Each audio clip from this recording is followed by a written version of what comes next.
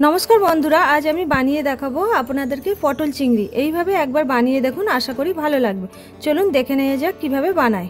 প্রথমে আমি এখানে চিংড়ি মাছগুলোকে ভালো করে নুন ও হলুদ দিয়ে মাখিয়ে নিলাম। তারপর কড়াই বসিয়ে পরিমাণ মতো তেল দিয়ে দিলাম। তেলটা গরম হয়ে গেলে কেটে রাখা আলুগুলো 1 টিস্পুন নুন ও 1 টিস্পুন হলুদ গুঁড়ো দিয়ে ভালো করে ভেজে তুলে নিলাম। একই তেলে পটলগুলো দিয়ে ভালো করে নাড়াচাড়া করে 1 টিস্পুন নুন দিয়ে লাল করে ভেজে তুলে নিয়েছি।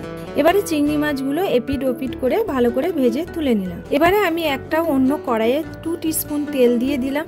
তেলটা গরম হয়ে গেলে 1 টিস্পুন গোটা জিরে, 2টো তেজপাতা, একটা শুকনো লঙ্কা, 4টে এলাচ, 4টে লবঙ্গ এবং দারচিনি দিয়ে কুচানো পেঁয়াজ দিয়ে দিলাম। এরপর একটা পেস্ট বানিয়ে নেব। এখানে আমি 4 টিস্পুন পোস্ত, 13 থেকে 14টা কাজু, 3টে কাঁচা লঙ্কা এবং পরিমাণ মতো জল দিয়ে পেস্টটা করে নিই। এদিকে পেঁয়াজটা ভাজা ভাজা হয়ে গেলে 1 টিস্পুন রসুন বাটা, 1.5 টিস্পুন আদা বাটা দিয়ে নাড়াচাড়া করে নিয়ে টমেটো পিউরি দিয়ে হলুদ গুঁড়ো, লঙ্কার গুঁড়ো, জিরের গুঁড়ো, ধনের গুঁড়ো দিয়ে সামান্য জল দিয়ে মশলাটা কষে নিয়েছি। মশলায় তেল ছেড়ে গেলে যে পেস্টটা বানিয়ে রেখেছিলাম সেটা দিয়ে ভালো করে মিশিয়ে নিয়ে 2-3 মিনিটের জন্য রেখে দিলাম।